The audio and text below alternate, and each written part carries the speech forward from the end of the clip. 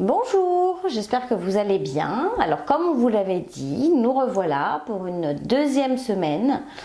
Aujourd'hui j'avais très envie de vous parler d'un livre que j'ai lu avec beaucoup d'intérêt, que j'ai lu assez vite parce qu'il n'est pas très long. Et il s'appelle « Dites-leur que je suis québécois » de Mensa Emezo.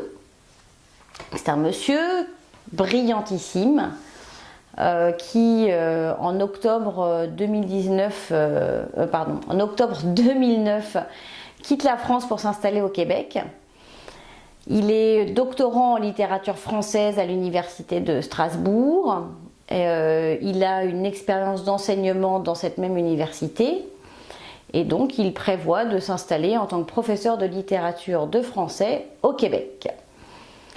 Et en tous les cas, c'est ce qu'on lui laisse entendre lorsqu'il rencontre les services de l'immigration. Il a priori été à la rencontre il a été certainement invité en fait à participer à une réunion d'information et donc c'est vraiment ce qu'on lui laisse croire. Donc c'est un témoignage assez édifiant sur ce qui se passe face à l'immigration et aux nouveaux arrivants. Bien sûr, tout ne se passe pas comme ça, mais ce monsieur a mis presque 10 ans avant d'avoir un poste stable et d'avoir vraiment un emploi stable. Donc je m'étais dit que pendant les quelques semaines qui allaient venir, j'allais vous lire quelques passages de ce livre et puis après échanger avec vous sur ce que j'en pense. En tous les cas, pour cette semaine, c'est ce que je compte faire, vous lire un petit passage de ce livre. Donc ce monsieur arrive en fait, est né au Togo. Il s'est installé en France. Il a donc suivi, comme je vous le disais, un doctorat en littérature française. Et en 2009, avec sa femme et ses 2 filles, il s'installe donc à Montréal. Il arrive dans un premier temps seul.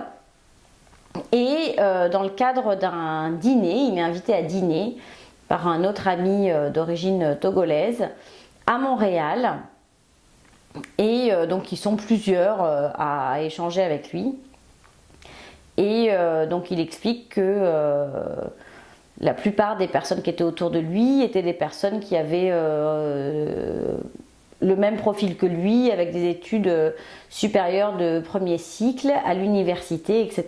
Donc vraiment des personnes qui sont plutôt assez cultivé et puis diplômé. Et donc il parle de cette rencontre avec un monsieur qui s'appelle Étienne. Alors il faut savoir que tous les prénoms qui sont dans ce livre ont été changés.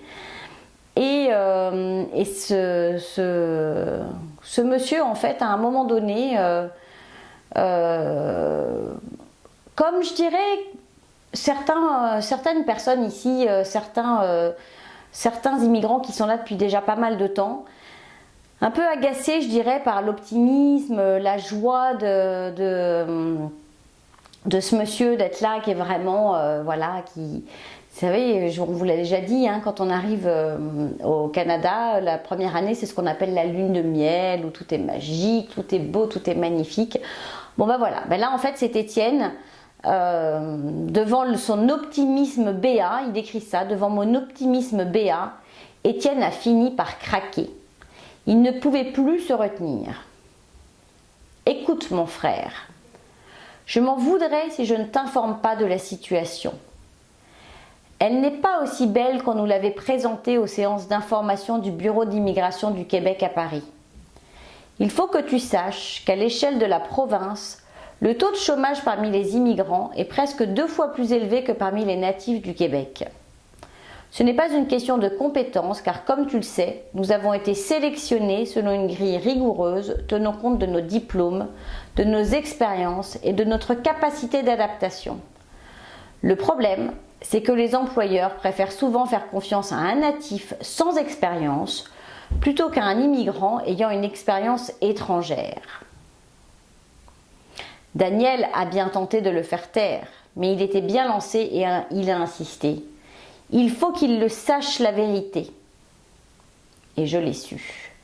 Le gouvernement nous a invités à venir pour pallier une pénurie de main-d'œuvre, qui est bien réelle.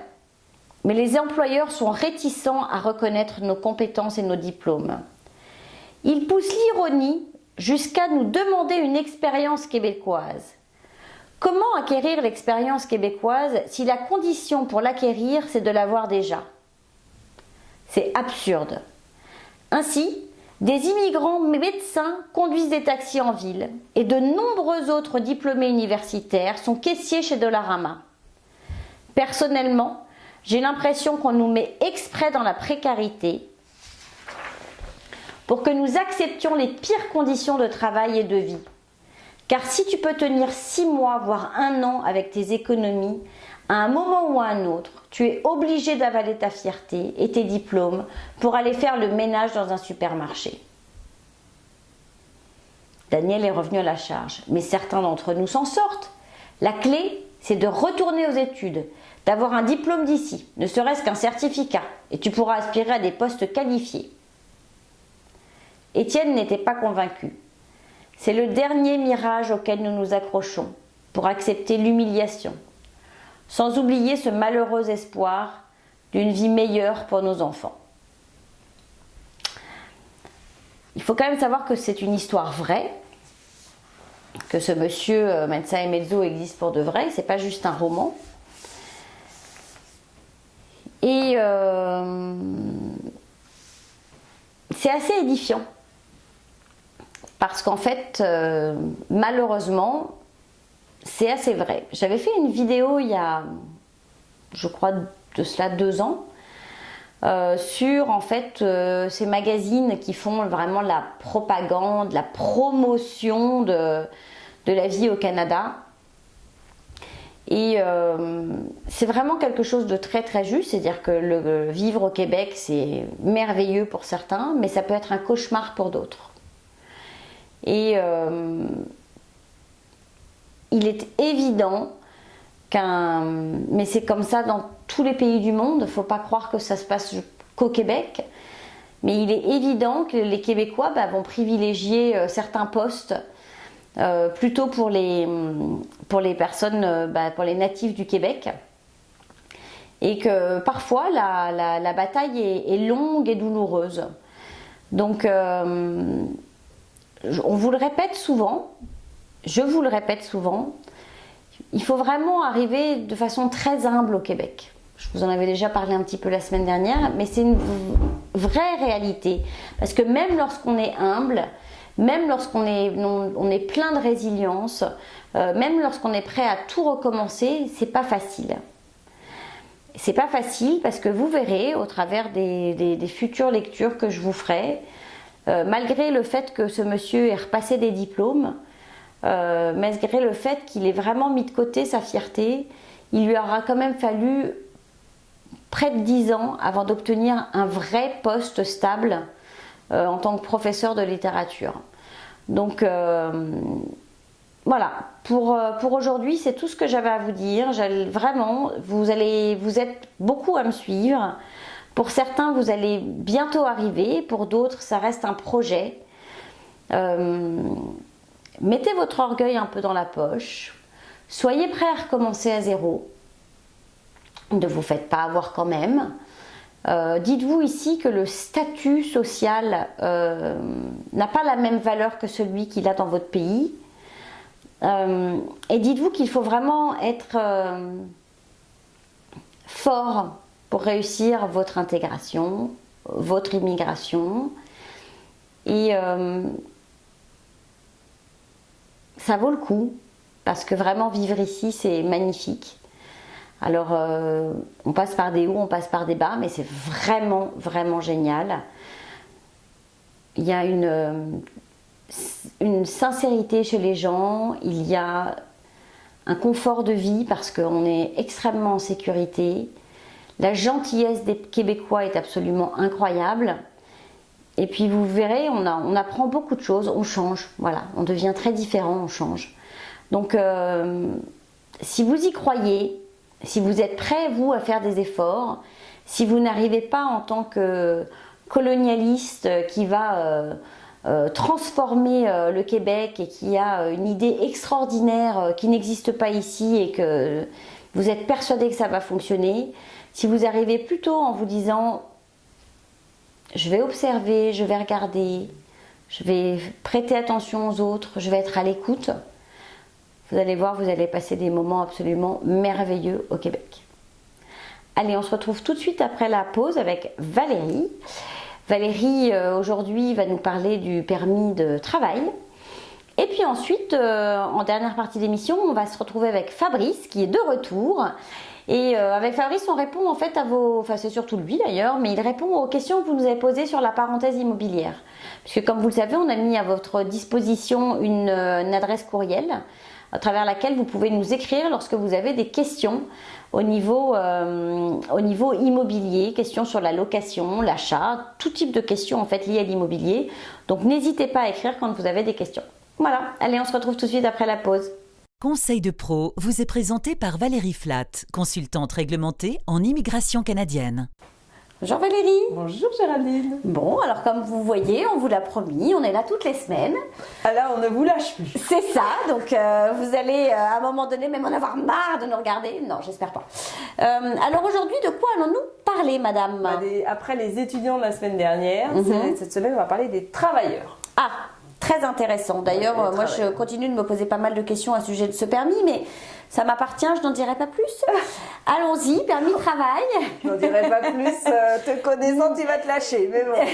Non, mais c'est vrai que je suis assez étonnée de ce permis. Je veux dire, enfin, c'est de notoriété publique. Vous savez que François Legault est venu au mois de janvier en France pour dire qu'il recherchait des travailleurs. Donc voilà, on veut des travailleurs. Il y a une pénurie de l'emploi au Québec, au Canada en général, mais au Québec en particulier.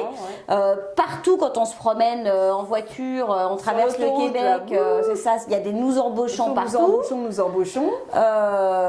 Et donc il y a ce permis de travail qui permettrait d'arriver rapidement. A priori. A priori. On souhaiterait en tout cas. Alors sur le papier, ça paraît bien, mais dans la réalité, c'est difficile. Oui, et donc c'est vrai que je le dis, je le dis, je ne comprends pas tu vois à quoi sert le permis de travail. Monsieur Legault, si vous m'entendez, ministre de l'immigration, je ne sais pas comment s'appelle le nouveau ministre. Premier ministre. Non, le nouveau ministre de l'immigration du Québec, j'ai oublié son nom. Moi aussi. Autant j'aimais énormément celui d'avant qui nous a malheureusement... il est très très sympathique le nouveau. Ah aussi, oui, bon, écoute, un jeune dynamique. Non, on compte sur lui pour réformer justement. Ah bien, alors il faudra peut-être qu'on le rencontre un peu là. Il va falloir très bien. Mais en fait, oui, alors, le permis de travail actuel, si vous tombez sur le permis de travail de régulier, c'est quoi le pas régulier? Eh ben, il y aurait le simplifié. Ah d'accord. Il y a simplifié versus régulier. Ok. Donc le régulier comme le simplifié, de toute manière, ça prend au minimum 6 mois. Donc déjà, il faut trouver un employeur qui a la patience de vous attendre 6 mois. Moi, j'ai besoin de vous aujourd'hui. Eh ben non, vous n'allez pas arriver avant 6 mois. Bon, ceci dit, j'en connais. J'en ai eu une la semaine dernière qui m'a dit « ça y est, j'ai réussi ». L'employeur m'attend, ça fait 6 mois qu'elle attendait la décision. Donc là, elle lance... Alors 6 mois pour attendre la décision. Ah. Et en plus, après ça, là, maintenant, démarche pour le permis de travail. Parce que c'est pas fini. Une fois qu'on a la décision pour, le Québec... Ça veut pas dire que vous arrivez au bout de 6 mois. Non. Il y a encore 3-4 mois de plus. Il y a au moins 2 mois, ouais, parce que là, il faut qu'elle redemande les CAQ, qu'elle fasse CAQ de son enfant et qu'elle demande permis de travail, permis d'études pour son enfant. Wow. Donc, en gros, c'est 8 mois. 8 mois que l'employeur va avoir attendu pour faire venir un étranger pour travailler. Je vous le dis, c'est ridicule. Mais bon, ça m'appartient. Donc, en fait, c'est ça. C'est la frustration qu'ont les employeurs qui, eux, veulent de la main-d'œuvre. L'employeur, l'employé. Enfin, c'est une frustration générale. Elle continue de travailler. En l'occurrence, elle est en France, elle continue de travailler. Enfin, elle est soignante. Et elle a un poste ici qui l'attend à partir du 1er avril. Mais l'employeur, ça fera 8 mois qu'il attend son aide-soignante. C'est fou. Alors, c'est vrai que ça, c'est pas très bon pour l'économie du Québec, je vous le dis. Non. Mais donc, c'est ça la réalité. C'est-à-dire que si vous voulez trouver un employeur, il faut que l'employeur déjà comprenne qu'il ait une grosse démarche à faire qui va lui coûter à lui 1 398 $. Ah oui, alors c'est ça. L'employeur...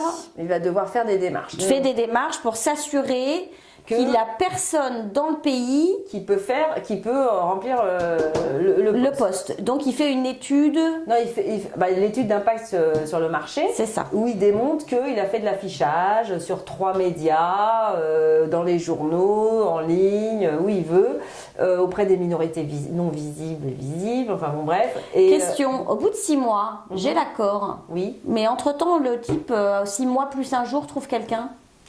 Une fois que l'accord est parti, l'accord est parti. Ah, d'accord. Mais si à 6 mois, un jour, et que l'accord n'est pas parti, il y a quelqu'un qui se présente et qui dit moi je veux le poste et il correspond à l'appel, effectivement, on peut lui dire voilà, ça y est, vous avez un candidat, donc on refuse la demande pour l'étranger. Donc tout ça, oui, c'est un peu compliqué. Bon, alors par ailleurs, au Québec, donc ça c'est le régulier. Le régulier, ça serait celui qui, c'est donc le pour lambda, les travailleurs le en lambda, général. le lambda. Okay. Par contre, au Québec, il y a ce qu'on appelle la liste des professions pour demande simplifiée. Donc ça, c'est des professions pour lesquelles le Québec a jugé que il y avait énormément de demandes et pas d'offres. Donc on va pas s'amuser, l'employeur doit démontrer qu'effectivement il fait de la recherche. Pas d'offres, c'est-à-dire pas de personnes qui viennent postuler pour ces emplois-là. Donc il y a une vraie forte pénurie de main-d'œuvre. Exactement, pour 60 professions qui existent. Alors la liste, elle est sur le site du Midi, le ministère de l'Immigration du Québec. Vous avez donc toutes ces listes de professions. À chaque profession, vous pouvez cliquer sur le lien pour voir comment est définie cette profession, si on vous demande un diplôme particulier, des expériences particulières, un nombre d'années d'expérience particulier aussi. Si vous remplissez les conditions, l'employeur, en fait, il va être un peu exempté de démontrer qu'il a fait de la recherche, bien qu'il... Mais ça met quand même 6 mois. Ah, mais ça met quand même 6 mois. Plus à nouveau 3 mois. J'ai des collègues récemment, ils m'ont dit 4 mois. Il y en a une qui en a obtenu 4 mois pour avoir l'autorisation, plus après 2 à 3 mois pour obtenir le permis d'études de travail. Ouais, travail. Waouh! Donc, il faut de toute manière s'armer de patience. Mais ces démarches simplifiées, l'avantage, c'est qu'effectivement, l'employeur va de toute manière, il démontre que oui, qu'il fait de l'affichage, mais qu'il n'y a personne qui se propose ou. Mais ça reste quand même très frustrant pour l'employeur, je pense. Ah oui, les employeurs ici, il y en a plein qui mettent la clé sous la porte parce qu'ils n'arrivent pas à trouver de la main-d'œuvre. Oui, je sais. Et du coup, les carnets de commandes arrivent et eux, ils peuvent pas répondre. C'est ça. Donc, ils pourraient gagner de l'argent, mais ils ne peuvent pas gagner d'argent parce qu'il n'y a personne pour travailler. Voilà. Donc, armez-vous de patience pour venir travailler au Québec, sachant qu'il existe quand même les Journées Québec. Alors oui, ça c'est 2 fois par année. Ouais. Les prochaines, c'est au mois de mai. En général, c'est octobre et mai. Alors, il y en a au Maghreb et en France, ces Journées Québec. Et allez-y, je dirais le nombre de personnes qui ont écrit sur du côté de Montréal, toi aussi, t'en as eu beaucoup. Je veux dire, on a beaucoup de personnes qui nous remercient d'ailleurs d'en faire la promotion. Gratuitement, je le précise, parce que Journée Québec ne nous reverse rien pour parler d'eux, mais on a plaisir à vous partager cette information. Alors c'est pas un salon, non, c'est pas un salon. Vous vous inscrivez, vous fournissez un CV, une lettre de motivation. Attention, faites votre CV sous format québécois. Moi, je vous ai préparé un petit guide que je vends en ligne, donc vous pouvez l'acheter. Tout est très bien expliqué dessus, il y a beaucoup d'informations, il n'est pas très épais, mais il est quand même assez riche. Donc n'hésitez pas, vous pouvez trouver des modèles gratuitement aussi sur Google, en ligne, donc je veux dire, allez-y. Mais voilà, je veux dire, ça c'est important. Et les Journées Québec, il y a vraiment beaucoup de personnes qui arrivent par ce biais-là. Mais oui, ça marche vraiment bien. Ça marche très bien. Donc il y a beaucoup d'entreprises qui le font. Cette année, je sais que il y a eu un très bel article sur l'affluence où il y avait eu énormément de monde. Ils étaient très heureux des recrutements qu'ils avaient faits. Donc allez-y quoi. Il faut postuler. Alors par contre, c'est en mai. Ce n'est pas un salon. C'est-à-dire que comme dit Géraldine, vous vous présentez pas à l'entrée en disant je viens au salon. Non, c'est pas un salon. C'est seulement sur invitation. C'est ça. Vous devez mettre votre CV. Si on pense que votre CV répond à une attente, on va vous inviter à venir. Mais c'est tout. On vous pioche. Si voilà. Donc, et vous n'aurez pas la liste des entreprises à l'avance. Non. Mais sachez quand même qu'on va rechercher souvent des infirmières, infirmiers, aides-soignants, aides-soignantes, informaticiens, certainement tout ce qui est soudure. Web développeur, exactement. Bon voilà, il y a quand même... il y a pas mal de jobs. Regardez parce que la liste elle apparaît toujours un mois avant. Là ils font et puis même sur leur site, vous mettez Journée Québec, il y a plein d'informations. Alors ça s'appelle plus comme ça maintenant. Ah bon, moi je mets toujours les Journées Québec. Alors les Journées Québec, c'est le nom du salon, mais leur page Facebook a changé de nom. Ah, moi je me mets pas sur Facebook, je me mets directement sur Google, les Journées Québec, et là j'apparais sur Mais leur c'est bien page. de suivre leur page Facebook aussi, parce que ouais, sur c'est leur vrai. page Facebook, en fait, ils vous donnent exactement la date à laquelle vous inscrire. Mais de toute façon, moi je le partage et Oui, toi moi aussi, aussi, on le moi partage. aussi. Donc Et, que ce soit sur VF Immigration, sur sa page Facebook ou sur Du Côté de Montréal, Ouais. ma page Facebook, vous aurez l'information. Bien Mais sûr. c'est au mois de mai en tous les cas, donc allez-y. Par contre, il faut être disponible. Faut être Ah bah, bien parce que, sûr. enfin, vous voyagez à Paris, vous rendez disponible pendant 3 jours pour faire les entretiens. Ouais, mais bon, rencontrer- on n'a pas rien sans Ah rien. non, on n'a pas Valérie. rien sans rien. Donc au Maghreb, ils en font aussi régulièrement. J'ai pas les dates, par Non, moi contre, non c'est plus. Maghreb, mais je sais cette qu'il y en a année- une oui, là, il n'y a pas longtemps. Il y en a une là, en 2018. Où elle est en là. cours, enfin, non, non, en 2018, il y en a 2010, une, fin c'était 2000. fini. C'était Ouais. dans le deuxième semestre 2018. C'est ça, il y en a je sais que une. je l'ai partagé aussi. Et donc, très intéressant. Donc là aussi, je disais aux gens, bah, postulez parce qu'on ne sait jamais. Mais C'est bien bien sûr. invité. Alors bien sûr, il faut être prêt aussi à se rendre à Tunis, je crois que c'était la dernière. Donc voilà. Mais bon, mais sachez que ça existe et puis que c'est vraiment une belle opportunité. Exactement. Et de toute façon, les ambassades du Canada qui sont situées dans différents pays font la promotion de leur Aussi. pays. Alors bien sûr, ils font la promotion dans leur pays. Hein. Qui dit la promotion, quand on fait de la promotion, on montre que le beau côté des choses. Oui. Hein, on montre qu'on est très agréable, magnifique, accueillant. Voilà. Après, il y a la réalité. Ça, c'est autre chose. Mais en tous les cas, allez à ces réunions, informez-vous. Ouais, informez-vous. Voilà, Informez-vous. il y a- Et donc le permis de travail, en gros, donc ça c'est pour, donc on a vu le travailleur régulier, travailleur simplifié, ça prend du temps, il faut un employeur, ça coûte 1 398 $ à l'employeur, qui doit remplir des petits formulaires bien précis, démontrer plein de choses. Et vous, après ça, par la suite, vous allez obtenir un CAQ et envoyer votre demande de permis de travail. Alors moi j'ai une question pour toi Valérie, Oui. parce que j'ai lu avec beaucoup d'intérêt, puisque je m'intéresse quand même, ça me passionne l'immigration, vous le savez, et j'ai vu qu'en fait ils demandaient des travailleurs qualifiés. Oui. Qu'est-ce que veut dire travailleur qualifié? Est-ce que c'est quelqu'un qui a des très gros diplômes, Non, qui est non, un non. ingénieur? Qu'est-ce que c'est? Un travailleur qualifié, c'est quelqu'un qui en fait répond à la définition. Quand vous allez sur le code de la NCP là, pour voir quelle est votre profession, ils vous disent pour votre profession, quels diplômes sont requis. Donc, D'accord. vous ne pourrez pas travailler dans cette profession si vous ne répondez pas aux conditions. Donc pour être soudeur, d'avoir eu un CAP soudure, pour être électricien, un CAP électricien, voilà. D'accord. C'est pas parce que vous aurez parfois ils le disent.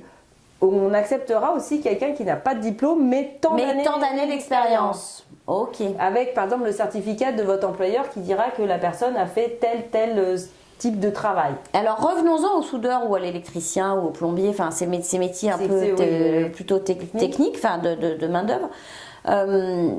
Est-ce que si je suis un soudeur français, marocain,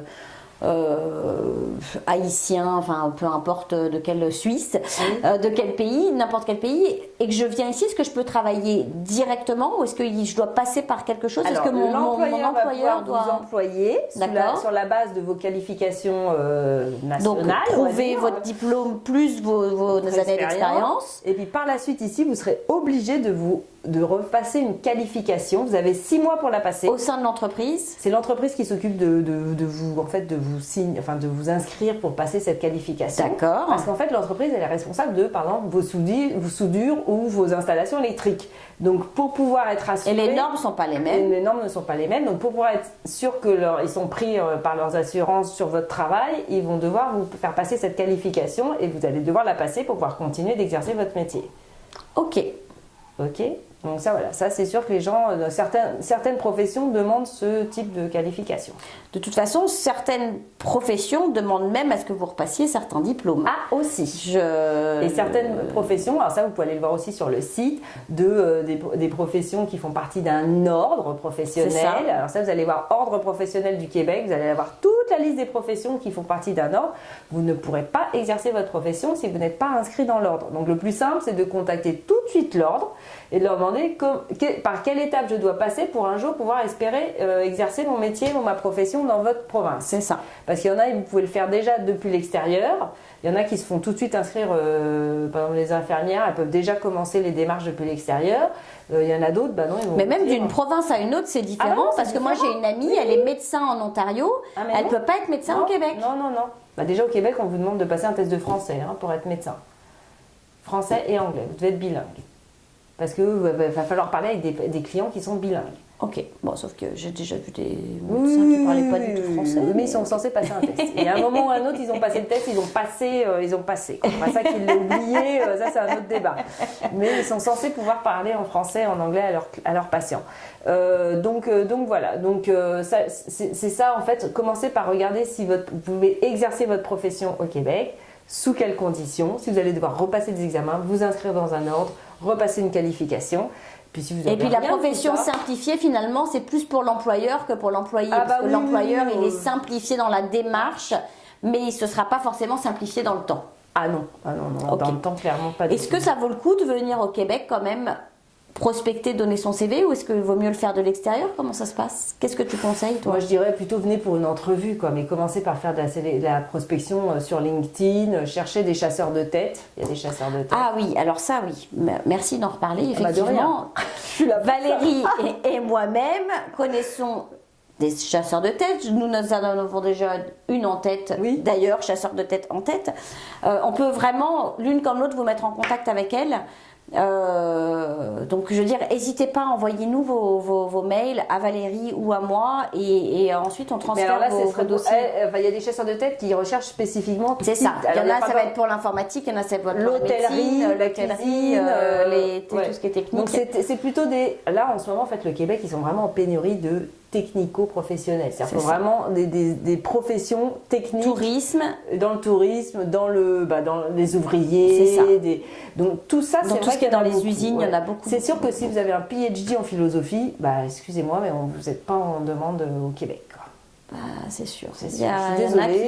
Il y en a qui ont peut-être bac plus 12, là, mais c'est pas ça qu'on recherche au Québec. Avoir un doctorat et... Ouais. Non, à la limite, c'est pas ce qu'ils recherchent du tout. Ils cherchent passer votre CAP boulanger. Puis... Ah bah voilà, alors là, il y a du boulot. Moi, je dirais que, d'ailleurs, les pays... je dirais, pour les parents aujourd'hui...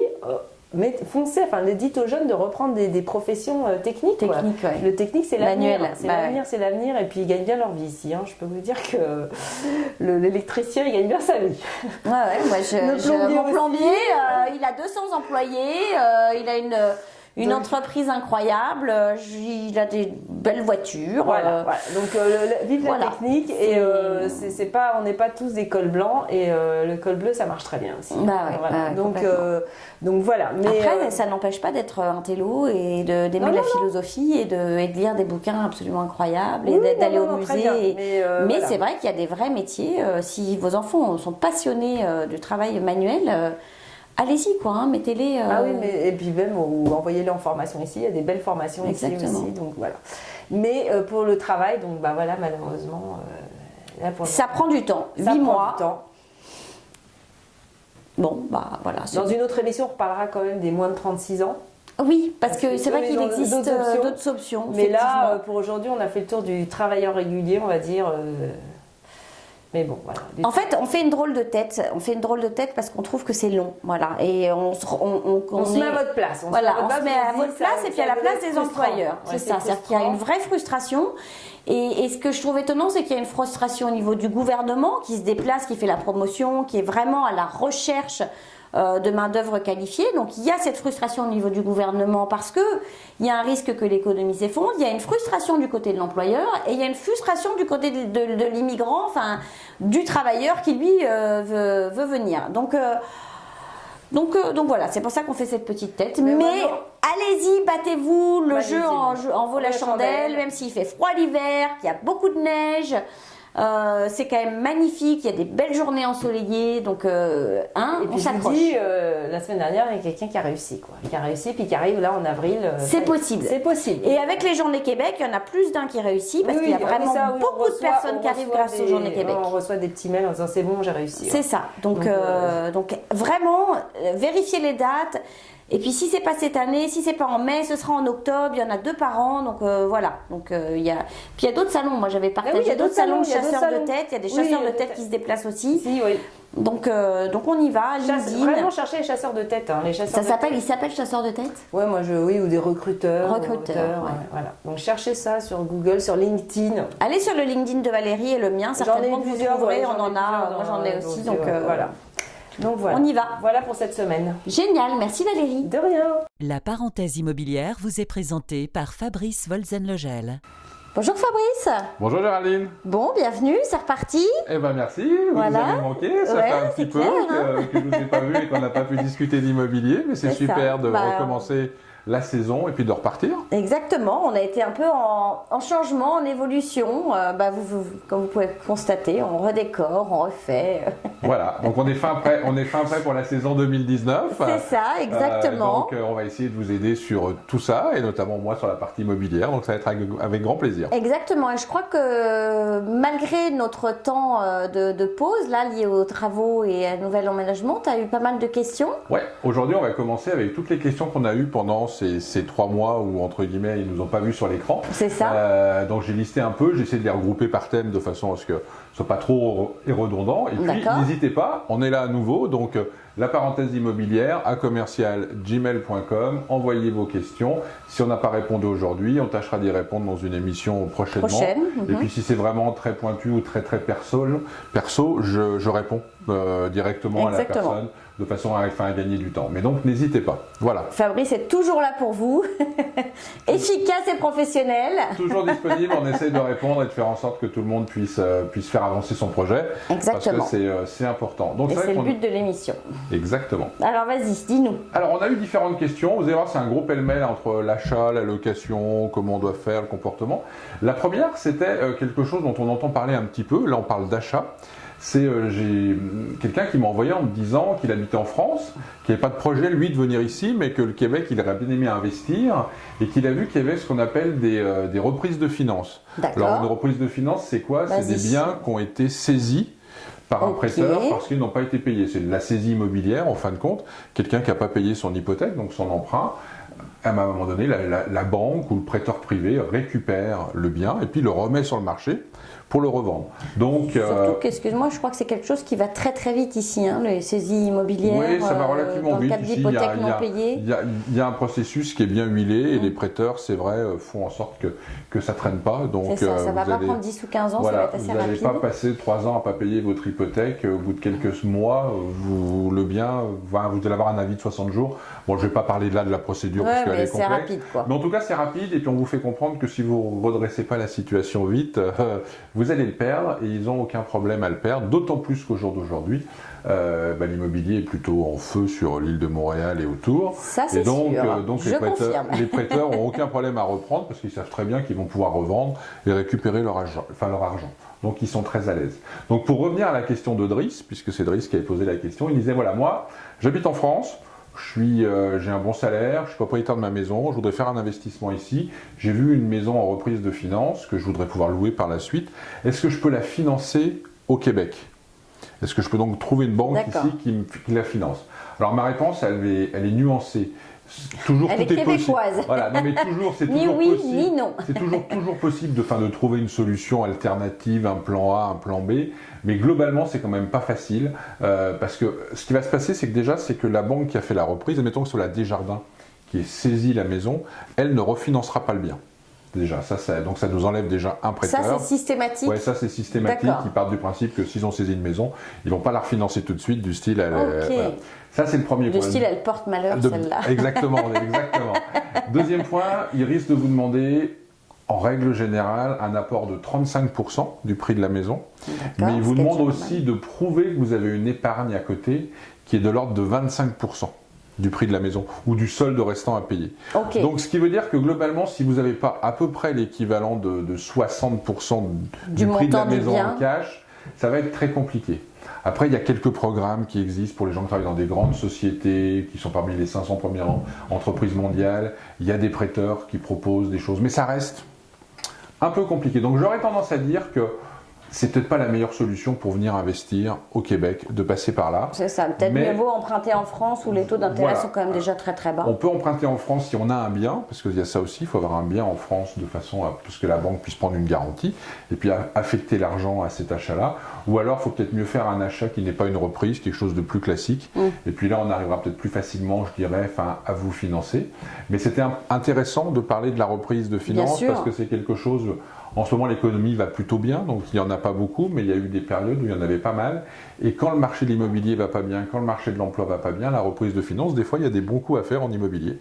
Donc, c'est quelque chose à garder dans un coin de la tête pour les années futures, selon comment se déroule le marché. Voilà pour la première question. Alors, après, la deuxième. La deuxième, c'est Émilie, qui, elle, va arriver. Merci Émilie. Merci Émilie, va arriver. Et qui nous disait, moi j'ai trouvé une location sur Kijiji. Simplement, au jour d'aujourd'hui, le propriétaire me demande mon numéro d'assurance sociale, mon NAS, me demande copie des visas, il me dit que c'est obligatoire pour que je puisse louer, etc., etc. Alors, ce qui se passe, c'est qu'au jour d'aujourd'hui, on peut louer sans tout ça. C'est-à-dire qu'on n'a aucune obligation de donner son numéro d'assurance sociale, on n'a aucune obligation de présenter son visa. Surtout qu'on nous explique quand même au moment où on va récupérer son NAS, donc le numéro d'assurance sociale qu'on récupère qu'une fois, excuse-moi cette petite coupure, mais qu'on ne récupère qu'une fois qu'on a bien son permis, qu'on a récupéré, on a passé les douanes, etc. Vous récupérez bien votre papier, votre permis de travail ou visiteur, pas 6 mois, visiteur à long terme ou d'étudiant, etc. Enfin d'ailleurs, permis visiteur, vous n'aurez pas de NAS. Et donc si vous avez le droit de travailler ou le droit d'étudier ou votre résidence permanente, vous allez récupérer votre NAS et avec ça, donc on vous précise de façon très claire que c'est un numéro plutôt confidentiel, qu'on peut donner aux employeurs et ce genre de choses, mais qu'il faut distribuer avec parcimonie. Voilà. Donc, moi, ma réponse, elle est relativement claire là-dessus. Quand vous êtes locataire, la seule chose qu'on doit vous obliger à décliner, c'est votre identité et avoir une preuve d'identité. Donc, quand on vous demande d'avoir une copie de passeport, je dirais une copie de permis de conduire, quelque chose pour savoir que c'est bien vous, ça paraît logique. Tout le reste, il faut, et le NAS, il ne faut surtout pas le donner, ça je suis entièrement d'accord. Le visa, les copies de visa et tout, il faut regarder et savoir à qui on a affaire en face de soi, parce que c'est comme des documents sur lesquels il y a des données confidentielles, il y a des données. Le vol d'identité, c'est pas quelque chose qui n'existe pas ici, ça se passe régulièrement. Comme partout dans le monde. Comme partout dans le monde, donc moins vous en donnez, plus vous vous sentez en sécurité. Je dirais que vous le donniez, la copie de votre visa, vos pièces d'identité à un agent immobilier qui vous représente, nous on est tenus à garder tout ça secret et à ne rien dévoiler et à ne donner aucune copie au propriétaire. Mais que vous donniez directement au propriétaire, oui.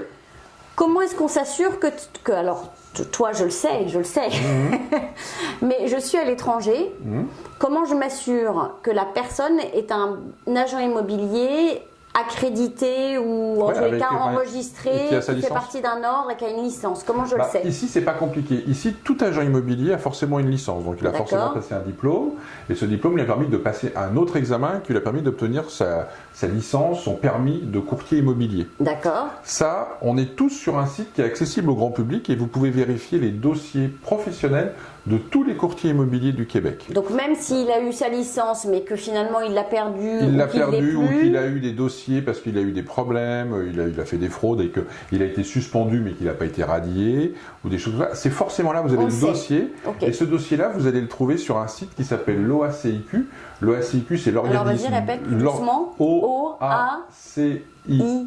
Ah oui, Q pour Québec. Voilà, c'est l'organisme d'autorégulation de l'immobilier au Québec, quelque chose comme ça, j'ai oublié un peu en tête. Il y a le C, on a oublié le C. Voilà, mais du contrôle. Donc globalement, vous allez le trouver au ACIQ.com. Non mais vous tapez OACIQ, c'est vrai que ça sort. Et là, vous allez pouvoir consulter le dossier d'un courtier. Si vous ne trouvez pas le courtier sur ça, c'est que c'est un courtier qui n'a pas sa licence en règle et qui donc ne peut poser aucun geste de courtage immobilier à l'achat. Attention, la loi est en train de changer et maintenant des gens vont pouvoir faire de la location sans être forcément courtier immobilier. Il va pouvoir y avoir des sociétés qui vont pouvoir proposer des services de location sans être courtier immobilier. Mais pour l'instant, je ne connais pas les règles qui vont les encadrer. Je ne sais même pas s'il va y avoir des règles qui vont encadrer leurs pratiques. Donc, je ne peux pas vous en parler. Mais en tout cas, si vous voulez des gens qui sont régis par une sorte d'ordre professionnel, même si ce n'est pas le cas avec l'OACIQ, mais en tout cas un organisme qui nous surveille et qui nous réglemente. Il va y avoir un ordre de conduite, une façon de faire. Il n'y a que le courtier qui peut vous proposer cette garantie-là et le savoir qu'on doit travailler selon des règles déontologiques précises. Et puis, n'oubliez pas que l'agent immobilier, on l'a déjà dit dans dans la plupart de nos émissions, hein, on le répète, même quand on vous emmène faire des petites visites à l'extérieur. Bon là c'est l'hiver, donc si on peut se trouver, voilà. Ça glisse un peu en ce moment. Mais n'oubliez pas que l'agent immobilier c'est gratuit, hein, C'est Fabrice. ça. Nous, on voilà. est payé par soit les propriétaires quand il s'agit d'une vente, ou les gens qui mettent en location, donc les propriétaires qui mettent en location, c'est eux qui nous payent. Donc nos services pour vous qui arrivez sont gratuits, donc n'hésitez pas à vous passer du professionnalisme. Mais je le répète parce que c'est aussi... C'est pas obligatoire non plus. C'est pas obligatoire non plus. Si vous vous sentez à l'aise de le faire en direct, faites-le en direct. Je suis pas là pour dire qu'on est la seule solution pour l'immobilier au Québec, mais c'est évident que vous arrivez dans un nouveau pays, vous avez plein de choses à faire, plein de choses auxquelles penser, vous ne connaissez pas les us et coutumes.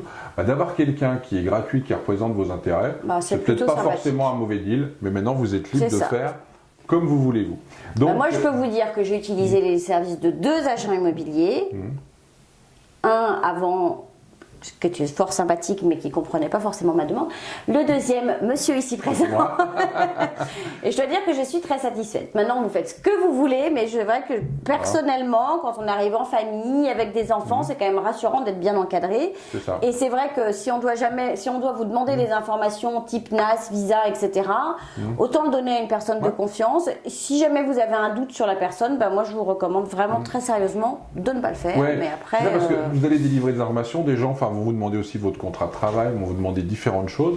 C'est à vous de juger si la personne que vous avez en face, et là je ne parle pas d'un agent, si c'est pertinent de lui donner, si vous êtes suffisamment en confiance, parce que vous allez dévoiler des informations confidentielles et vous ne savez pas à qui vous les dévoilez. Donc moi j'ai vraiment tendance à dire que si vous traitez en direct avec un propriétaire, et que vous l'avez juste entendu au téléphone ou vu sur FaceTime, donnez le minimum de choses, d'accord ? On est d'accord. Passez plutôt à côté d'un bien, plutôt que de donner trop d'informations puis de le regretter après. Voilà. Et puis qu'on vous ait fait un vol d'identité ou qu'il y ait eu quelque chose, vous allez arriver aux douanes, vous n'allez pas comprendre pourquoi est-ce qu'on vous dit que vous êtes déjà dans le pays alors que vous l'êtes pas. Enfin, on ne sait pas ce qui peut se passer, mais voilà.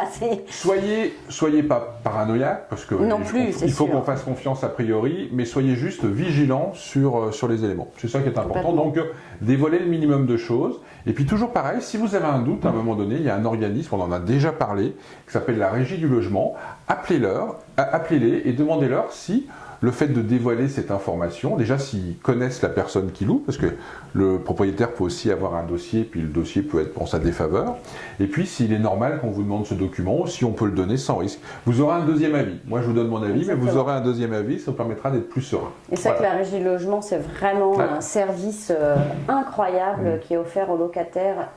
Que aux locataires d'ailleurs ? Aux locataires et propriétaires. C'est celui qui mais l'organisme pas en tant qu'acheteur. Non, c'est l'organisme qui gère les relations entre les propriétaires et le locateur et le locataire. Voilà. C'est ça. Donc voilà, donc divulguez-en le minimum. Il y a eu ensuite une autre question. Ouais, il y a Pierre qui et je suis souvent interrogé sur des gens qui viennent en PVT, des étudiants. Est-ce que les agents peuvent nous aider pour trouver une colocation ? Tout à fait honnêtement, non. Je ne vous dis pas qu'exceptionnellement, on peut pas avoir... Sauf si à l'avance, ils savent qu'ils sont 4 ou 5 personnes. Oui, alors voilà, c'est différent. Si vous voulez une chambre dans une colocation, un agent immobilier ne va pas pouvoir faire grand-chose. Tout à fait. C'est ça. Sinon, d'avoir entendu dire que des amis ou des choses comme ça. Mais vous êtes déjà un groupe de copains. Voilà. Mais par contre, vous êtes 4 étudiants et vous venez ici et vous voulez louer un appartement avec 4 chambres, là, on peut faire quelque chose pour vous. C'est ça. D'accord ? Mais sur le fait de vous trouver une chambre dans une colocation, ça, c'est pas notre métier. Alors, comment est-ce qu'il faut faire ? C'est ça, j'allais te dire, mais comment on fait ? Mais tu fais les questions et les réponses. J'essaie de trouver une solution pour les clients. Donc, vous avez Kijiji, notamment, qui est aussi une des solutions. Vous avez l'EPAC, qui est un deuxième site sur lequel vous avez des gens qui mettent. Mais surtout, en colocation, on parle très souvent d'étudiants. C'est les sites des écoles. Et c'est au niveau donc, des écoles. Il y a des affichages, il y a des sites internet sur lesquels vous avez plein de gens qui proposent des colocations et tout. Et je suis persuadée qu'il doit y avoir des pages Facebook. Oui, c'est ce que je veux dire. Il y a un groupe Facebook, les expatriés français à Montréal ou quelque chose comme ça. Montréal, très souvent, on a des gens qui proposent un appartement, soit pour des courtes périodes, soit des colocations. Donc c'est plus là que vous allez trouver votre bonheur que par l'intermédiaire d'agents. Par contre, c'est de la même façon, si vous regardez cette émission, que vous voulez faire une colocation et puis que vous avez un doute sur quelque chose, envoyez-moi un petit message, je tâcherai d'y répondre. C'est ça. Mais on ne peut pas vous aider à trouver la chambre dans la colocation. On ne peut pas vous aider à trouver la chambre dans la colocation, mais on peut enfin Fabrice, parce que c'est pas ma spécialité, mais Fabrice peut répondre à certaines questions que vous vous posez quant à est-ce que ce qu'on vous demande et la façon dont ça se passe, c'est réglementaire par rapport à l'immobilier, voilà, si c'est normal. Exactement, c'est ça. Moi, je peux faire en sorte de vous donner mon avis sur comment ça se passe, et puis vous éviter, pareil, une erreur ou de tomber dans quelque chose de pas très clair. Parce que j'ai déjà entendu des propriétaires qui demandaient 1 an de loyer à la. Oui, bah, ça fait partie d'une autre question. Voilà. On peut en parler tout de suite. Allez, c'est la question de qui celle-là, pardon. Il y a 3 arrêts qui nous a envoyé une question en nous disant moi, je vais venir aussi, je vais arriver cet été, mais je voudrais louer avant, mais je serais prêt à payer 6 ou 12 mois de loyer d'avance. Donc cash, en avance. Pour dire de réserver l'appartement, d'être sûr de l'avoir et tout. Évidemment que c'est motivant pour un propriétaire d'avoir quelqu'un qui va payer son année de loyer avant. Moi, j'aurais tendance à vous le déconseiller pour les mêmes raisons que je vous ai expliquées en amont. C'est que déjà, vous faites une grosse avance de cash. Ça fait quand même une grosse sortie d'argent en amont. Puis il peut mettre un autre locataire à votre place. Et puis, ce qui se passe, c'est que ensuite, entre guillemets, même si c'est pas un conseil que je vous donne, mais une fois que vous avez payé, vous êtes plutôt pieds et mains liés par rapport à un problème qui peut survenir et tout. Oui, c'est ça. C'est plutôt lui qui a le gros bout du bâton. Et puis globalement, vous allez quand même faire un virement, puisqu'on parle là de virement avant d'arriver, à quelqu'un que vous n'avez jamais rencontré, vous n'avez très certainement pas visité le bien, donc vous ne savez pas ce pourquoi vous allez payer, et rien vous dit qu'en arrivant, tout se passe comme, entre guillemets, on vous l'a promis. Donc, on en revient toujours à la même question qu'on a aussi souvent, celle de la caution. Est-ce qu'il est normal de payer ou pas une caution? Alors, la réponse qu'on vous fait systématiquement ici, c'est la caution est illégale, donc non, vous n'avez pas payé une caution. Mais dans la vraie vie, vous venez de l'étranger, vous n'avez pas de dossier de crédit, et dans la vraie vie, un propriétaire, ce qu'il veut, c'est être assuré. Donc, mais qu'est-ce qu'un dossier de crédit? Oui, alors, en 2-3 mots. Un dossier de crédit, c'est en fin de compte, c'est des informations vous concernant qui sont compilées par 2 organismes qui s'appellent Equifax ou TransUnion sur vos habitudes de paiement. C'est-à-dire, est-ce que vous avez l'habitude de bien payer votre carte de crédit? Est-ce que vous avez l'habitude de bien payer votre téléphone? Ou est-ce que vous avez des retards de paiement, voire des défauts de paiement? Tout ça est, entre guillemets, centralisé par ces 2 banques de données qui vous affectent en fonction de tout ça un score. C'est ça. Et ce score permet de dire est-ce que vous êtes bon payeur, très solvable, mauvais payeur, moyennement solvable, etc. Bon payeur, très bon mauvais payeur.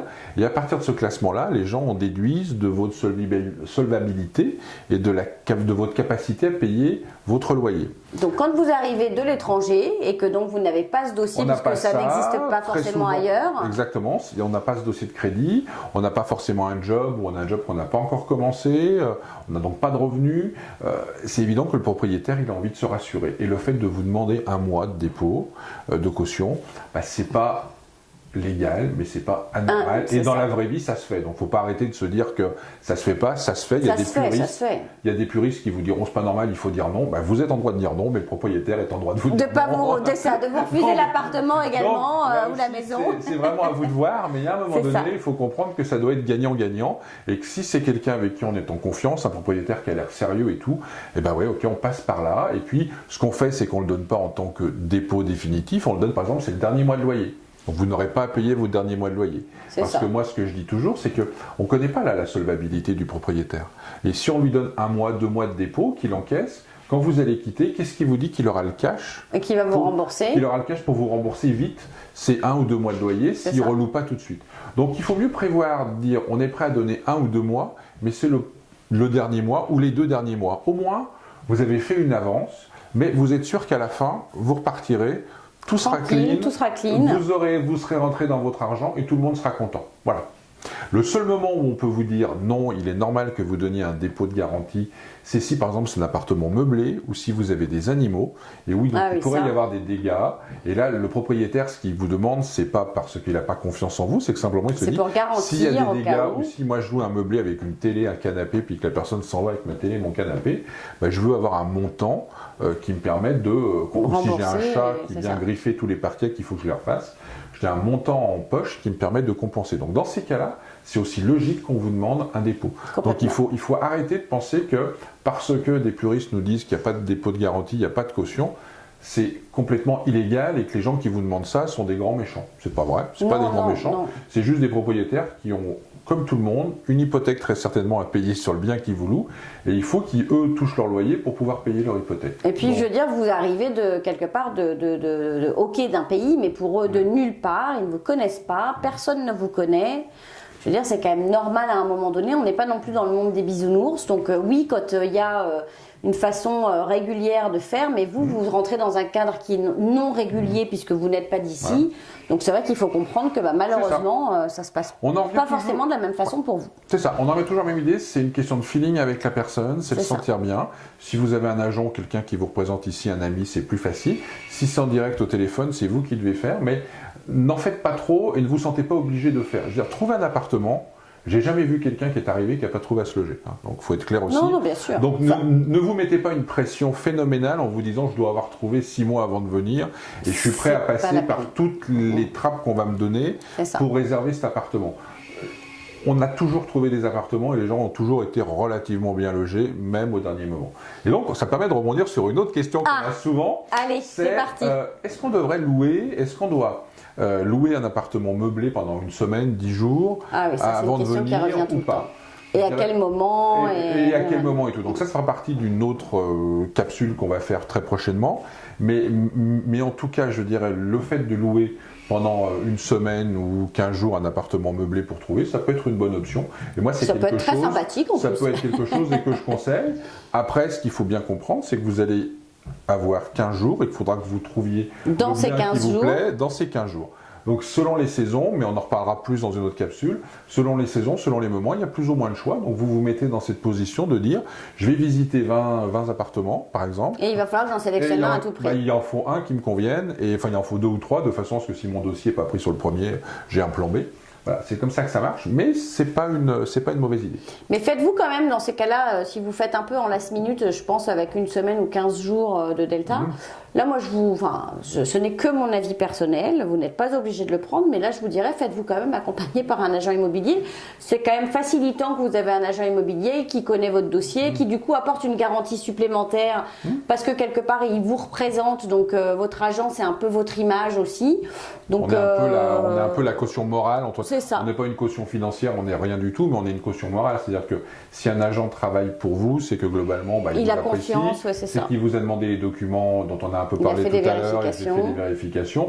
Donc quand je présente votre dossier à un propriétaire, c'est que moi je suis en confiance sur le fait que vous êtes des gens sérieux et que vous allez répondre, entre guillemets, aux obligations qui sont les vôtres. Voilà, donc c'est sûr que ça aide.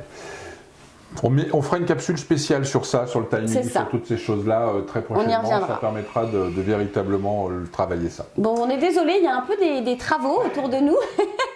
Je ne sais pas si vous les entendez dans le micro, mais nous on les entend. Voilà, mais bon, il y a des petites perceuses qui travaillent. C'est ça, des perceuses, la peinture. Donc dites-nous, on va essayer de parler un peu plus fort. On va couvrir le bruit de la perceuse. De façon à le faire ensemble. Alors autre question sur l'achat, c'est Marie qui me demandait, est-ce que je peux acheter un bien au Québec, alors que je suis au Québec, en empruntant en France? Parce que les taux d'intérêt sont plus intéressants en France qu'ici, c'est vrai. Et puis parce que des fois, on a des meilleures relations avec son banquier en France. Alors moi, j'ai fait cette demande. Mais je vais laisser Fabrice y répondre. En règle générale, ce qui va se passer, c'est que si vous voulez acheter un bien ici, prendre, entre guillemets, un prêt en France, la banque en France va vous faire la réponse suivante, c'est qu'elle ne peut pas prendre une garantie sur le bien que vous achetez au Québec. C'est ça. Donc, elle va vous proposer, si vous êtes déjà propriétaire d'un bien en France, de prendre une garantie. Si vous avez des placements financiers qu'elle peut, entre guillemets, mettre sous séquestre et tout, elle va vous proposer de prendre une garantie sur quelque chose qui existe en France. Et auquel cas là, si elle peut prendre cette garantie, elle va vous prêter l'argent. En aucune façon, une banque française, en tout cas à ma connaissance, au jour d'aujourd'hui, j'ai pas mal de dossiers, comme ça, n'a prêté en prenant une garantie sur le bien qui est acheté ici. C'est trop compliqué. Non, tu ne peux pas venir le récupérer. Ils savent qu'ils ne pourront pas venir le récupérer. C'est ça. Donc Marie, si tu es propriétaire en France d'un bien et que tu peux le mettre en garantie, oui, tu pourras acheter ici. Sinon, non. Je suis désolé. C'est compliqué. Ça va être compliqué. Il faudra passer par une banque d'ici qui va te demander très certainement 35%, voire un peu plus. Et puis si vous avez déjà une hypothèque sur le bien que vous avez en France, c'est possible aussi qu'on vous dise non, puisque nous, c'est ce qui s'était passé. C'est ça. C'est-à-dire qu'on avait vraiment un très, très bon dossier, puis au moment de... Là, c'est la société de caution, en fait, qui a dit oh là là, non, trop compliqué, ils vivent au Canada, ils travaillent en France en même temps, ça marche pas. Ce sont des dossiers Donc, de toute façon. non, c'est compliqué. C'est ça, c'est des dossiers compliqués et tout, et c'est des dossiers qui au final sont difficiles à monter, difficiles à mener au bout. Donc il faut mieux dans ces cas-là venir ici, peut-être travailler avec un établissement bancaire ici, si vous avez du cash pour faire un 35% d'apport. C'est ça. Et ça si vous avez un refus d'un institut bancaire, il y a d'autres instituts qui travaillent. Et puis surtout, vous pouvez regarder les capsules précédentes qu'on avait fait, peut-être l'avant-dernière, je crois, de la dernière saison, de la saison passée, où on avait fait une interview de Fabrice Ménager, qui est courtier immobilier. Courtier immobilier, mais l'autre Fabrice, courtier hypothécaire. Et donc, vous pouvez aussi lui demander de faire une recherche pour vous, que vous soyez ici ou même encore en France, mais sur le point d'arriver. Enfin, je veux dire, n'hésitez pas, envoyez toujours un courriel sur la parenthèse immobilière. Fabrice se fera un plaisir de vous mettre en relation. Tout à fait, de vous mettre en relation. Et sachez même de façon plus générale, quelle que soit votre situation, que vous ayez le projet de venir d'acheter, que vous soyez en France, vous vouliez acheter, que vous soyez ici, que vous nous regardiez pour avoir plus d'infos, que vous vouliez acheter, consultez tout le temps un courtier hypothécaire. Pourquoi je vous dis ça? Parce que votre banque va certainement vous proposer des choses, mais la banque, qui est votre banque, vous considère un peu comme captif, et des fois, c'est pas la solution la plus adaptée. On ne va pas vous offrir le meilleur. Voilà, ils vont peut-être vous proposer des choses qui, sur le papier, vont vous paraître intéressantes, mais qui correspondent, entre guillemets, aux produits qu'eux, ils ont au moment donné. C'est ça. Et puis, en plus, avec les promotions internes, là où ils ont peut-être plus d'intérêt à vous placer ce produit-là qu'un autre. Un courtier hypothécaire, il a accès à la fois à toutes les banques classiques. Vous ne le payez pas. Voilà, il a accès à toutes les banques virtuelles, ce qu'on appelle banques virtuelles. Il a accès à tous les prêteurs B et les prêteurs privés. Donc, il a un panel de choses possibles à vous proposer en fonction de votre projet. Et donc, on peut rebondir sur des choses qu'on disait tout à l'heure. L'achat aux enchères, une banque qui n'est pas prête à vous prêter, mais peut-être qu'un prêteur privé sera prêté. C'est évidemment pas les mêmes taux d'intérêt, mais ça peut être une solution temporaire, ça peut être quelque chose. Donc, dans tous les cas, franchement, dans tous les cas, consultez un courtier hypothécaire, ils ont le même mode de fonctionnement que nous. Vous allez les voir, vous asseyez avec eux, vous expliquez votre situation, ils vous proposent des solutions. Si vous prenez leurs solutions, c'est les gens qui prêtent l'argent qui vont les payer. Si vous ne prenez rien, pas leur solution et que vous prenez la solution que votre banque vous a payée, eh ben, vous ne lui devez rien. Ça fait partie du conseil, vous ne lui devez rien. Donc, en tous les cas, il ne vous facturera pas au rendez-vous si vous le rencontrez pendant 1 heure, 2 heures, 3 heures. Et il va faire sa job. Voilà, exactement. Allez les voir, prenez du conseil, prenez de l'information, et puis franchement, ils vont vous trouver des solutions qui des fois sont super intéressantes et beaucoup plus, entre guillemets, dans votre intérêt que ce que peut vous proposer la banque. Et non, nous ne sommes pas payés pour parler de Fabrice. Non. Ménager, l'autre. L'autre Ménager, mais c'est... On le fait vraiment avec plaisir. Ouais. C'est vraiment des conseils qu'on est là pour vous délivrer. Donc, c'est vraiment pour vous qu'on le fait.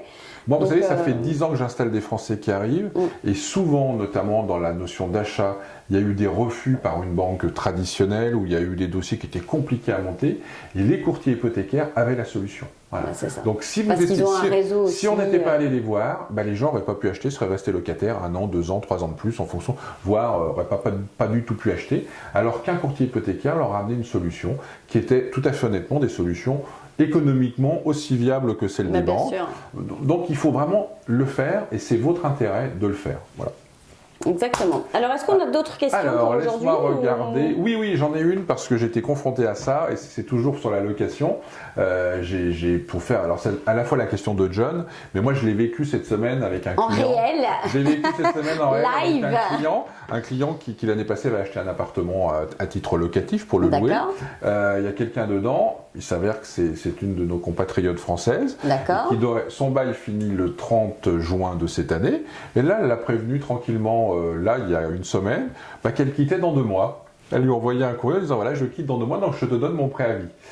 Et donc, ce qu'il faut bien comprendre, c'est qu'ici, ça n'existe pas le préavis. Si vous avez signé jusqu'au 30 juin, vous devez rester jusqu'au 30 juin. Et quelle que soit la raison, que vous soyez remuté en France, que vous ayez un grave problème personnel, vous n'avez aucune porte de sortie. Alors, quelles sont les solutions? Y en a-t-il? Donc, la première solution, c'est la personne qui loue va céder son bail. C'est-à-dire, elle va trouver un remplaçant et le propriétaire va accepter de mettre une croix sur le bail du précédent locataire. Et après avoir fait les vérifications, on va refaire un bail un nouveau bail avec les nouveaux locataires. Donc l'avantage de cette solution-là, c'est que l'ancien locataire, il est complètement libéré de ses obligations, et puis le propriétaire, il a donné son accord, et donc il est reparti avec des nouveaux locataires. C'est ça. Les propriétaires ne sont pas obligés d'accepter de ça. Ils peuvent considérer que vous êtes un excellent locataire et puis que les gens que vous lui présentez sont des gens qui sont pas à son Bas de goût. gamme ou pas à son goût, Entre c'est guillemets, ça. pas les mêmes revenus, ou il n'a pas le bon feeling et tout. Donc là, ce que vous pouvez faire, c'est sous-louer. Ce qu'il faut bien comprendre, c'est que sous-louer, c'est que c'est vous, C'est locataire légal, hein. initial, c'est légal, c'est vous, locataire initial, qui restez responsable auprès du propriétaire du paiement du loyer et du maintien en bon état du bien, d'accord? Et Donc, vous vous faites ah payer oui. par vos sous-locataires qui vous payent, et vous payez le propriétaire. Donc ce qui veut dire que quand vous sous-louez, vous prenez un risque, tout à fait clairement, c'est Carrément. que le sous-locataire ne vous paye pas, ou que le sous-locataire ravage l'appartement, on prend toujours des cas extrêmes, mais c'est juste pour marquer les esprits. Et là, vous Ravage restez l'appartement, responsable. Et là, vous restez responsable. Ah, c'est C'est-à-dire, ça. vous aurez beau expliquer au propriétaire que vous étiez reparti habiter à Toronto et que c'était pas vous qui étiez dedans, le propriétaire va vous dire, moi, j'ai un bail avec toi, tu as sous-loué, à la limite, tu n'avais pas à me demander l'autorisation, tu m'as averti simplement que tu sous-louais, donc j'avais aucun moyen, mais c'est toi qui restes responsable, et il y a des dégâts pour 5 000 $ dans l'appartement, bah, tu me dois 5 000 $. Et qu'est-ce qui se passe si jamais la personne quitte le pays finalement et est-ce que le Alors- propriétaire a quand même un moyen d'aller les chercher? Parce que j'ai Oui. quand même entendu des histoires de gens qui partent comme ça. Ouais, alors ça c'est une question, parce que ça fait Parce souvent que partie aussi des c'est choses... d'ailleurs pour ça d'ailleurs qu'à force les gens commencent à demander Ouais. de l'argent aussi à Ouais. l'avance, hein, Ouais, parce tout que à fait. Bah, ça fait souvent partie des questions que j'entends et des comportements qui me hérissent un peu le poil. Ouais, c'est c'est les ça. gens qui me disent, de toute façon, moi je m'en vais le 30 avril. De toute façon, je m'en pour fiche, quelqu'un. je reviendrai m'en pas, fiche, quoi. moi je prends l'avion, je m'en vais, j'entends ça pour les appartements, pour les voitures en location, les choses comme ça.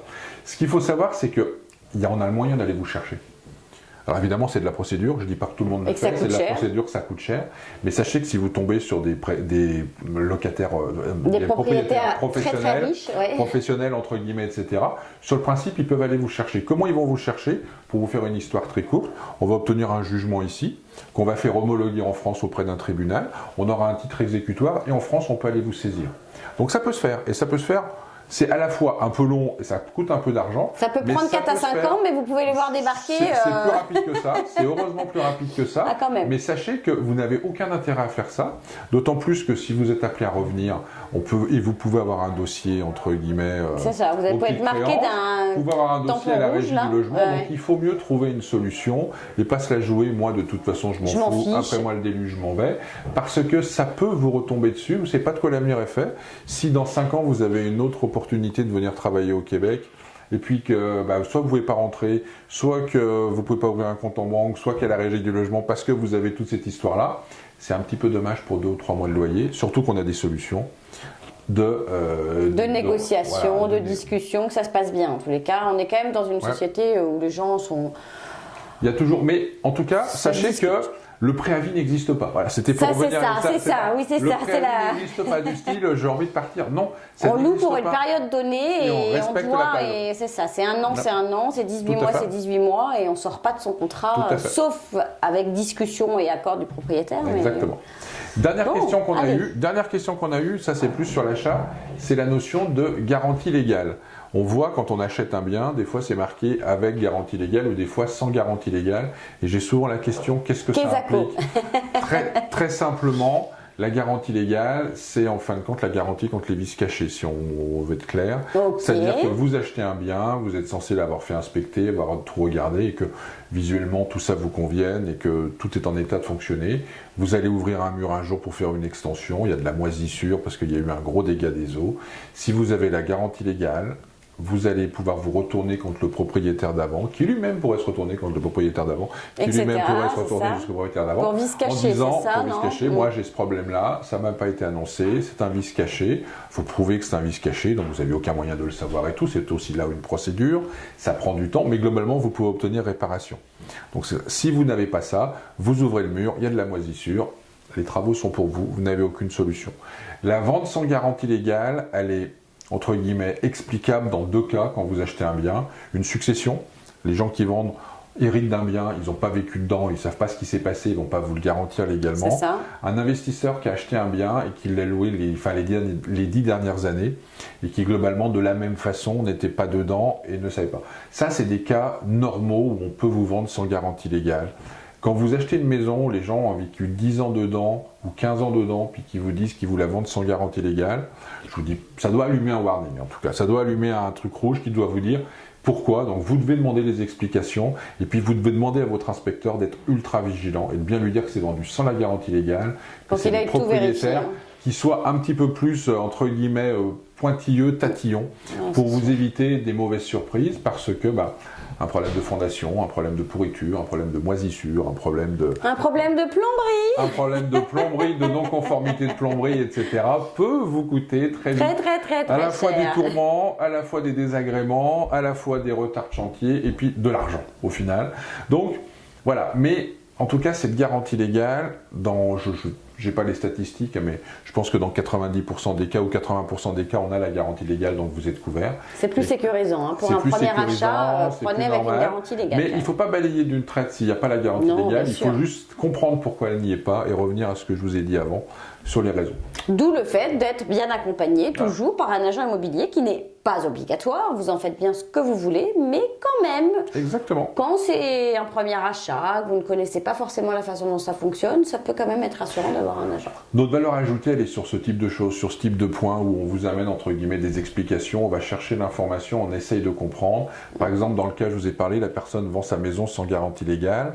Il l'a vécu 10 ans dedans, mais nous on a l'historique et on sait qu'il l'a acheté il y a 10 ans avec la garantie légale.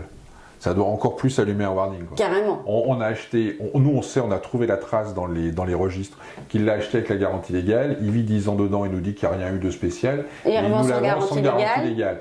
Je veux dire, il va falloir quand même que l'explication soit très très pertinente pour me convaincre qu'on n'est pas en train d'essayer de me cacher quelque chose. Sachant que, est-ce que tu peux nous expliquer ce que c'est que la déclaration du vendeur dans le cadre d'une vente, justement, parce qu'il y a justement cette partie de déclaration légale, mais il y a aussi la déclaration du vendeur où il est obligé de déclarer des choses. Qu'est-ce que c'est ? Alors, la déclaration du vendeur, c'est un document qui est obligatoire pour quelqu'un qui vend un bien.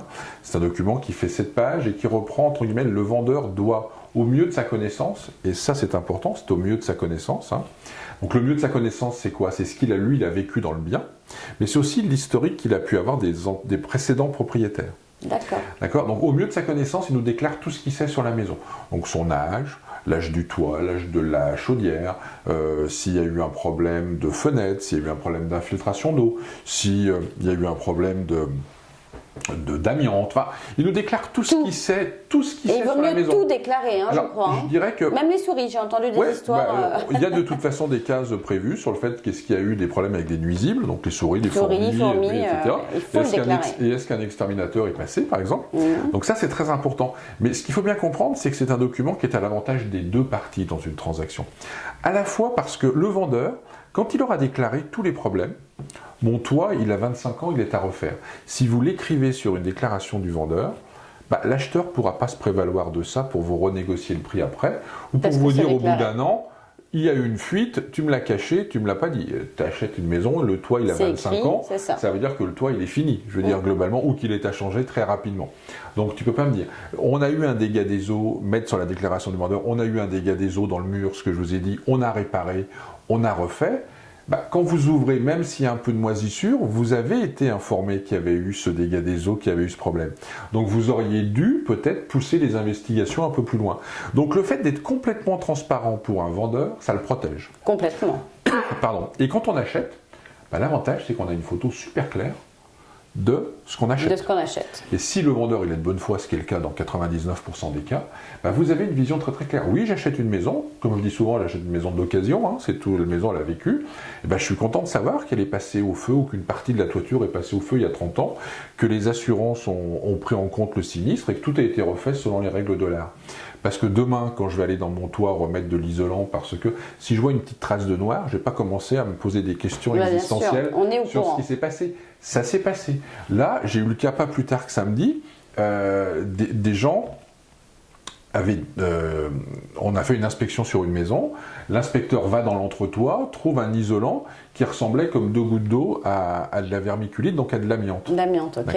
Là, les vendeurs, ils avaient par exemple oublié, mais c'est un oubli de leur part, parce que ce qui se passe, c'est que eux, quand eux ont acheté, ils avaient eu la même question, ils avaient fait un test, et ce test-là avait démontré que ça ressemblait, mais que ça n'en était pas. D'accord? Mais nous, à un moment donné, quand on a fait l'inspection, on a dit, bah, ça ressemble à de la vermiculite, est-ce qu'on n'est pas en train de nous mentir? Et pendant une demi-heure, on était dans une ambiance un peu tendue, en se disant, ils ont acheté la maison en 2011, ils ont fait une inspection, et ils nous ont pas déclaré qu'il y avait de l'amiante. Donc, on s'est dit, est-ce qu'on n'est pas en train, entre guillemets, de nous balader un petit peu sur certaines choses? Donc, et heureusement, le rapport, propriétaire est arrivé, parce qu'il n'était pas là au début, il est arrivé, il a dit, c'est vrai, j'ai complètement oublié, mais on a fait faire un test, il a sorti le rapport, il nous a donné le rapport. Sur le rapport, c'était marqué qu'il n'y avait pas d'amiante. Tout est rentré dans l'ordre. Mais oui, c'est ça. Mais ça peut quand même, après, on peut se faire des choses. films. Donc, c'est important d'avoir toute cette information, parce que ça nous fait faire un achat serein. Exactement. Voilà. Bon, voilà, on en a fini avec les questions. Génial, écoutez, ça fait quand même pas mal de questions, je trouve. C'était... c'est vrai que c'était pas mal d'absence aussi, donc on vous remercie. Continuez de poster vos questions sur donc la parenthèse immobilière à commercial@gmail.com. Et puis voilà, on les prend de temps en temps. C'est pas chaque semaine, mais en tous les cas, on les prend de temps en temps et ça nous fait plaisir d'y répondre. Exactement, on adore ça. Donc envoyez-les. J'essaie de les regrouper un peu par thème. Et puis on va y répondre. Et puis comme je vous dis, si c'est vraiment très spécifique, n'hésitez pas aussi. Je vous mettrai une petite réponse par courriel. Merci de votre fidélité. Puis à très bientôt. Merci. Bye.